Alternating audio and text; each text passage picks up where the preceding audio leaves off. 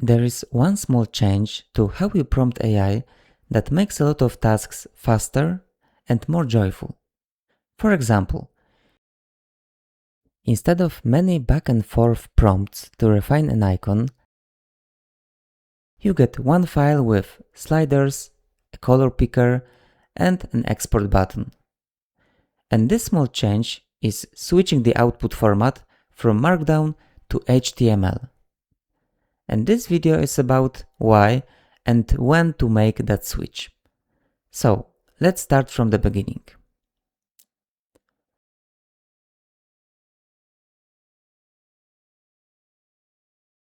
A few weeks ago, I came across an article from Thariq at Anthropic, The Unreasonable Effectiveness of HTML. His argument, Markdown, the default output format for AI and AI agents, has become a bottleneck. HTML is much better suited. Tables, diagrams, color, interactive controls, all in one file. This article sparked a big debate, so I started experimenting myself. And this video is what I learned. Let's first compare Markdown, the common default for AI, with HTML. And here's how they look under the hood.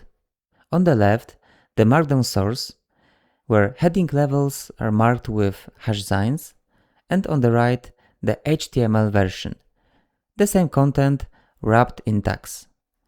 Below them, the rendered output. And for now, no visual difference at all. So, where do the differences between these formats start to matter? Let's look at tables.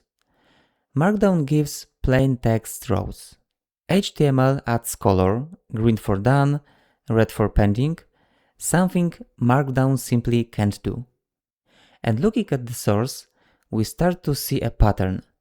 Markdown is short and readable as plain text, while HTML is verbose, but it carries color, structure, and much more. And how about a diagram? Markdown can only attempt it as ASCII art, boxes and arrows made of dashes. HTML renders the same visualization as a real SVG diagram. Clean boxes, real arrows, color-coded by step. And back to the icon example, this one shows best how powerful HTML output can be. On the left, I want a neural network icon. Increase the layers, change the number of neurons, change the color. Each tweak is a new prompt.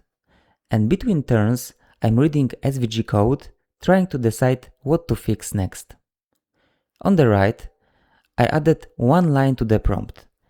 Give me a single HTML file with sliders for every parameter and export button.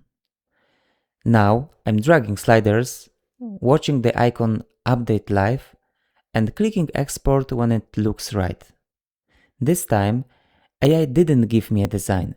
It gave me a tool that makes the design. Much faster and more joyful. Okay, so HTML can bring color, interactivity, and diagrams into our work with AI. Where else can we use it in practice?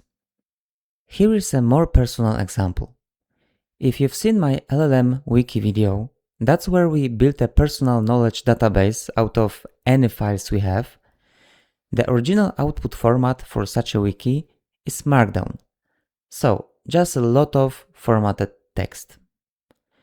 But after Thariq's article, I asked my AI agent to build an HTML overlay. It has the same content, but rendered as interactive viewer. I can click between topics, filter them, and share it as a link. And here's an educational use case. Let's say we want to learn what temperature in an LLM is. Markdown gives a text explanation.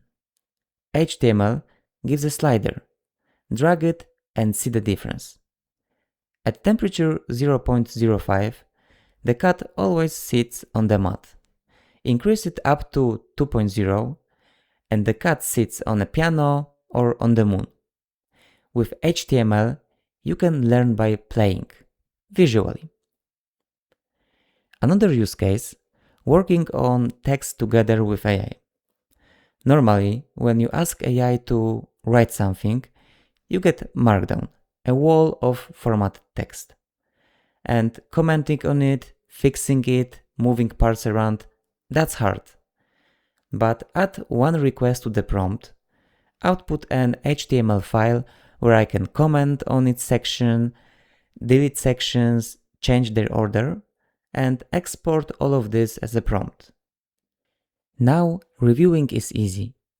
I write a comment here, cut a section here, drag another one higher.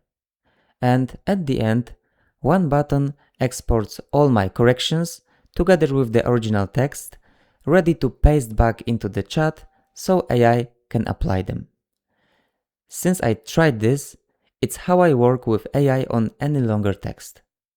Actually, this video's script was reviewed exactly this way. If you are finding this useful, a like and subscribe really helps.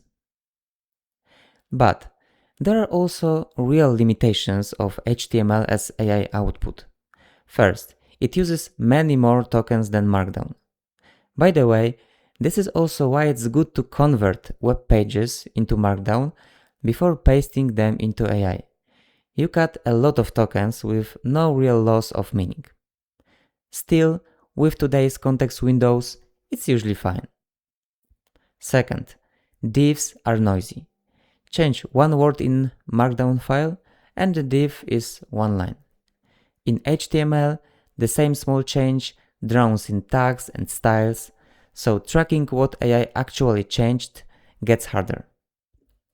Third, HTML can contain JavaScript, and JavaScript can carry injection risks. For files you generate yourself, it's not a problem. Just be careful opening HTML files from sources you don't trust. And finally, mobile rendering. A file that looks great on desktop may need extra responsive styling, so even more tokens. But for most things, the trade-off is really worth it. So here's the rule I use now. Input to AI, Markdown, or just plain text. Cheap and clean, especially for skill files and instructions. Between agents, Markdown again, shared notes, memory, etc. But output that a human needs to read, that's mostly HTML. It saves time and it's just enjoyable, especially when you want to see something, touch something, or share something with a friend, your boss, or someone non-technical. A double-clicked HTML file opens fully formatted in any browser. And all it takes is one line at the end of your prompt. Output it as a single HTML file. And if you just want to make your Markdown a bit more interactive, there are two formats worth knowing. Mermaid lets you write diagrams as plain text inside Markdown files, and MDX, Markdown with React components inside. Both keep the source readable, but add visuals on top. Switching to HTML output is one of the most useful small changes I've made to how I work with AI lately. Reading hundreds of lines of Markdown is exhausting. I usually skim it or skip it. But the same content as an HTML report, sections, color, a status panel, I actually read. If you haven't tried it, just give it a go. I will put an example prompt in the description. And feel free to share in the comments what worked and what didn't. And if you have a different perspective or ideas on this topic, let's discuss it there too. And if you haven't seen my LLM Wiki video yet, I recommend watching it now. Thank you for watching.